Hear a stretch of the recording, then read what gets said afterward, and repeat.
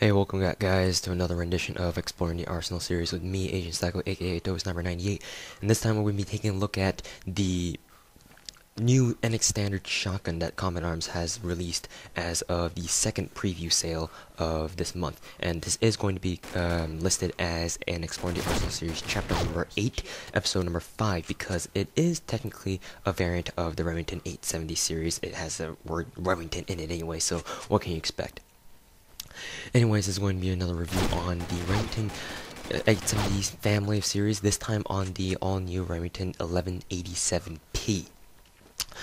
Now, this shotgun, a few words of like a general overall feeling of it before we get into the actual stats and aspects of the Remington 11-87P, is that this shotgun is pretty unique in the fact that it's the first semi-automatic shotgun. Well, technically speaking, all the pump-action shotguns in this game are technically classified in air quotes semi-automatic because you have to click once every time you want to fire a shot. But for the pump-action shotguns, you know you can't go full auto anyway because each time you fire a shell, you have to pump it, you know? So, the thing about the Remington 11-87P that you need to always keep in mind is that it's semi-automatic, but it's not pump, if you know what I mean. It's not pump, but you have to click every time you want to fire a shell. I like to think of the Remington 11-87P as an underpowered M4 Super 90. Now, I know what you're thinking. Oh, M4 Super 90, that thing's so overpowered. That means that the Remington 11-87P might not even be that different. Well, it turns out it is actually a lot different. Yeah. The Remington 11-87P is definitely not overpowered. In this gameplay, though, I might make it seem overpowered, but that's just because I typically have better aim with pump action or semi-automatic, in this case, shotguns, than I do with automatic shotguns, the jackhammer being the one exception. But the 11-87P is not overpowered at all. It's actually, if I may say so myself, underpowered, but it's not underpowered at the same time, and I'll explain to you guys why. Well, anyways, guys, the nitty-gritty stats, let's get down to them for the Remington 11-87P. I know some of you guys have told me to start slowing down my speech, and I'm working on that, don't worry. Anyways, so the damage on the Remington 11-87P is at a meager 68. Now, we're going to be comparing this to the original R870 shotgun that you can unlock as soon as you start the game. The Remington 870 has a 75 damage. So, comparatively, you'd think that Remington 11-87P is a lot weaker than the Remington 870. And in a sense, is actually true. It is, I feel that per shell, the Remington 11-87P is indeed weaker than the original Remington 870. And unfortunately, that's what you get for such a fast fire rate, but we'll get into that in a second.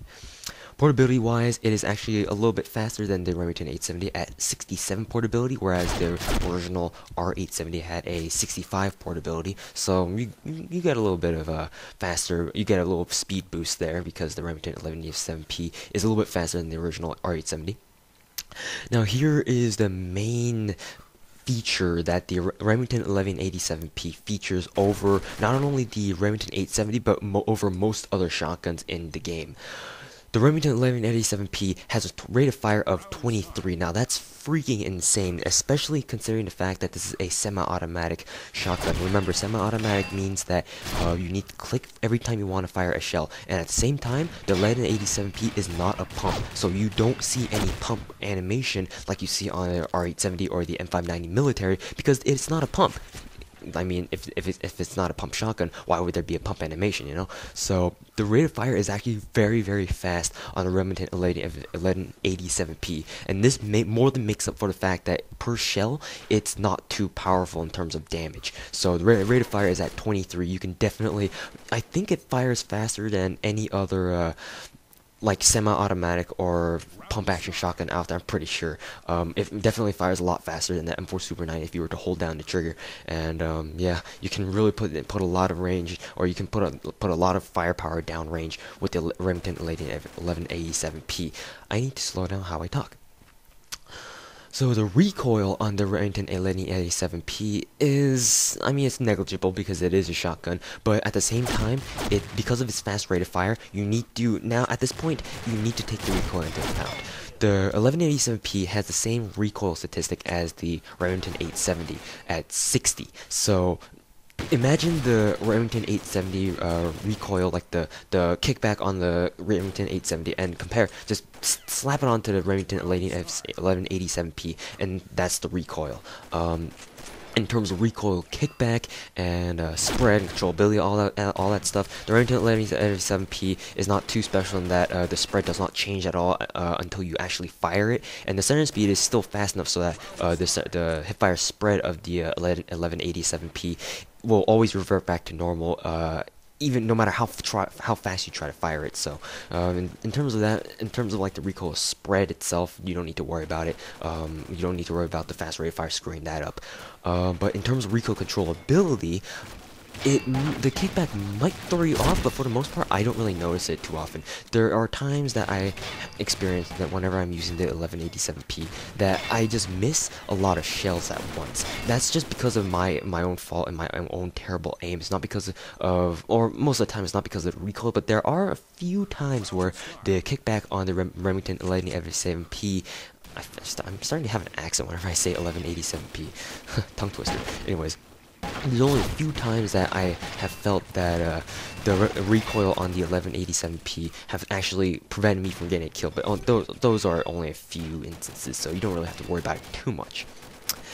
That fireability, we can ignore that because this is a shotgun. Oh, and also, before I forget, you know how I mentioned for shotguns, there is kind of an accuracy, in air quotes, kind of statistic to the shotguns.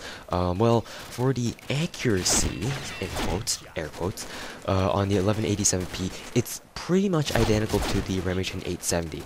Remember in my Remington 870 chapter of the ETA series that I thought of the Remington series as a very good medium range shotgun. Like, it has better range than most shotguns in combat arms, and its damage drop off is actually pretty good, better than some other shotguns like the M590 military. Definitely the Remington 870 has a higher damage drop off, or a better damage drop off at range than the M590, and it holds the same as the Remington 870 11-87P. Even though it is a lot weaker than the original R870, it still feels almost as powerful as the original R870, maybe a few points weaker at middle range. So that's where it really shines. The Remington 11-87P is exceptional at middle range, just like its GP standard counterpart. So in terms of accuracy, the bullets actually, the individual pellets of each shotgun shell actually fly out a little bit wider than the R870 does. If you guys remember back to my R870 review, I mentioned that the pellets in each shell that your R870 fires kind of tends to group kind of somewhere in the middle. The Remington 11-87P, calm down. The 11-87P's shells, or the pellets in each shell, they tend to spread out a little bit wider, I feel, but it's not too much wider. So in the end, you still got a pretty tight cluster, but not as tight as the R870. So moving on to other aspects such as sprint drawback, draw speed, center speed, and all that shenanigans. The sprint drawback is actually pretty slow for a shotgun. It's comparable to like a pump action shotgun. Most of the time, because shotguns need to have like a pumping animation or some sort of shell loading animation, except for like the double barrel. The double barrels is one of those rare exceptions. The Remington 11-87P's draw time is pretty slow. Actually, that's not really pertaining to sprint drawback, but the sprint drawback, as with most other shotguns, is pretty quick. I mean, it is a shotgun. It's meant to have a very fast sprint drawback animation because it's meant for close quarters, so it makes sense, you know. In terms of its draw speed, though, its draw speed is actually on the slower side. I recommend you guys already have your Remington 11-87P out and ready to fire when you're running around, because especially in a place where you know there are bound to be enemies, or there's a high chance that you'll face enemies popping out and shooting at your face. The 11-87P, it's a lot better to just have out in your hands already, instead of running around with a pistol or a knife and then pulling it out, because that's what she said. No, not that. That's not the reason. Because the Remington 11-87P has a pretty slow draw speed animation, so you want to be careful of that, and you want to have it out ready to go, ready to fire. In terms of center speed, I already covered that. Reload speed. Its reload speed is actually quite fast. It's very fast. It's a lot faster than any other pump action shotgun out there. That's for damn sure. It's not as fast as the M4 Super 90 without an extended mag, but considering that the Remington 11-87P already has an extended magazine technically attached to it, which is kind of weird, is actually quite fast. It's actually very fast. So you have to look at it from a bigger picture. And I'll explain a little bit about this extended magazine deal in the attachment options. The fire modes is only available in semi-automatic. Once again, it is semi-automatic, meaning that it's not a pump action, it's semi-auto. It's almost borderline fully automatic, but you have to click for each shot, so you gotta do support unlike the freaking M4 Super 90. Moving on to the ammo capacity, or its luck. First of all, its luck is actually a little bit on the higher side because of its bullet spread. The pellet spread is it's a little bit wider than the original R870, so that means that its luck is also kind of on the higher side because it's just like you can aim for like the upper chest area. You can really reasonably get a lotto, and I mean shotguns are really easy to lotto with for the most part because they send out a lot of bullets at once, so that's understandable. But the Remington 11-87P has a little bit higher luck than the rest. Ammo capacity, it has a very big ammo capacity at 10 rounds in the barrel, and I want to say 30 rounds or 30 shells in reserve. Either it's 30 or 20, but I'm pretty sure it's 30. Every time I use the Remington 11-87P and I stay alive for a long time, I always feel that the Remington's, the 11-87P's ammo capacity always lasts me a long time. In fact, I can get 10, 11, maybe up to 15 kills easy with the amount of shells that they give you off the start. So the Remington 11-87P definitely has a lot of ammo to start with. And correct me if I'm wrong, because I'm not too I don't remember off the top of my head if it really does have 10 over 30, but I'm pretty sure it does, because every time I use it, it always lasts me a very long time, as long as I don't die outright. Key physical characteristics. It reminds me of like a hunting shotgun, and it's the way it feels and the way it performs in combat arms always reminds me of the pump action shotgun from Left 4 Dead. I don't know why. Don't even ask me. It just does. And key physical characteristics. It's pretty interesting. It looks like your average shotgun. It kind of looks like the Remington 870, but in first person view anyway, it has like it has those bullets on the side. You know how some shotguns have like bullets on the side. Like in Call of Duty, the M1014 had that kind of characteristic where it had bullets on the side of the gun, like taped to it or whatever, in like a special holster. That's what the 11-87P looks like, kind of. And moving on to muzzle noise. Its muzzle noise, I believe, is pretty low. It's pretty low frequency, and it's like a boss kind of boom boom. So check out my boomstick. Anyways, attachment options. So here's where things get a little bit weird. Like every other shot, or like most other shotguns, you can't really attach any modifications on it. But if you look at the attachment options in the Combat Arms arsenal, if you buy it and you see it in your inventory, if you just check it out in the weapons tab or in the weapons shop, where it says you can buy the 11-87P, it actually says it already has an extended magazine attached, which is kind of weird, because that means that the 11-87P is the only weapon in Combat Arms, the only weapon, mind you, let me repeat that again, the only weapon in Combat Arms to actually have an extended magazine or a magazine modification already attached. That's unique amongst any other, or that's, like I said, no other weapon in Combat Arms has that trait, and I find that quite weird, because I mean it does have a huge ammo capacity of 10. I mean, no, I don't. Only the jackhammer has can match that in terms of how many shells it can hold. A shotgun can hold in its barrel, but it's kind of odd to think about it, because it already has an extended magazine attached. Well, I mean, if you think about it as like the M590 shotguns holding 10 rounds with extended magazine on, then I guess that makes sense. But considering that it already has an extended magazine attached, its reload speed is absolutely freaking through the roof. Just imagine what the reload speed would be if the 11-87P didn't have extended magazine. So kind of some food for thought there for you guys to think about. Fire team worthy, not really, because I mean it's a shotgun. What can you do with a shotgun in a fire team like Black Balloon or Cabin Fever? Quarantine worthy, not so much either, because it's not a particularly fast shotgun. Even though it is faster than Remington 870, I'm pretty sure there are faster shotguns out there. And even though it does have, I mean, you could bring the 11-87P to quarantine, because I mean, not only is it a shotgun, because more bullets that hit zombies, the further out they'll fly out because of due to the bullet knockback feature, but it has a huge ammo capacity. I think like 40 shells in total, and it's it's a very fast firing shotgun, so you can put down a lot more shells downrange if you really need to. If like a zombie's up in your face or something, you need to get that zombie out of your face as quickly as you can. And I guess it's advantageous, but I mean, bringing a submachine gun or like a machine gun is a lot better in my honest opinion. But if you want to bring this into quarantine, I can understand where you're coming from. Frank personal opinion, my frank personal opinions on the Remington 11-87P. I'm butchering that name so much in this review. The 11-87P is definitely quite interesting. It's not overpowered, but it's definitely very strong. It's got about the same range as the original Remington 870. I mean, it has an identical spread and hipfire mechanics as the Remington 870 does. But not only does it have a lot more ammo to start with, but also its rate of fire is freaking insane. I don't know of any other shotgun off the top of my head that can fire faster than the Remington 11-87P at the moment. Maybe unless it's like a very fast firing automatic shotgun, but even then I kind of doubt it.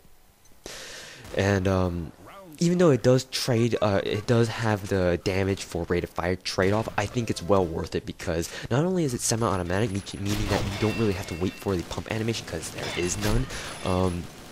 It has a lot of ammo to start with, so the ammo and the rate of fire on the 11-87P is what makes me really like the 11-87P. It's just a lot of fun to play around with, and I've pissed off a lot of people who really hate shotguns using this against them, so it's very fun. I do indeed recommend it, but if you don't want to buy it, it's not like you're going to miss out on much anyway, because there are definitely drawbacks to the 11-87P that people can exploit. First of all, it's a shotgun, so all you need to do is just snipe someone using an 11-87P at long range. You're done. And also, because of its low damage, typically if the person using it doesn't have very good aim with a shotgun, then it's going to take them quite some time to kill someone, especially when they're moving around in close quarters combat, because it's pretty weak. So I mean, I've tried killing someone before, and I've managed to put like a lot of shells into them, and when they managed to kill me, and I'd look at their kill cam, and it'd say that they had like 11 HP left, or less than 10 HP left, and I had already used up like 8 shells on them. So also, one last note that I would want to put on the 11-87P is that because of its low damage, and well, I guess only because of its low damage, the damage that you can deal against people is very dependent upon how well or what kind of armor they're wearing, because I've had lots of experiences using this gun or this shotgun against assault vest users, and it's quite difficult to knock them down in compared to like people wearing just medium vest or especially light vest. This shotgun is just very dependent on what kind of armor your enemies are wearing. So be careful when you see like a heavy vest user or a assault vest user, or so anyone using a vest that gives them armor protection. You want to be careful of them, because at range anyway, at middle range, the 11-87P's damage capabilities are significantly slashed because of that armor. I don't understand why, but it just does. So I recommend you guys keep clear of those kinds of people, or just try to flank them or something to best use the 11-87P. Anyways, guys, hopefully you guys have enjoyed the all-new Remington 11-87P review. I know I butchered that name a lot of times using my funny, strange little Asian accent. But anyways, guys, hopefully you guys have enjoyed this super long review, and I'll catch you all later. And more gun reviews for the ETA series come along right your way. So thanks for watching, guys, and my name is AzN3AlK0, aka TouhouSniper98, and I'll see you guys later.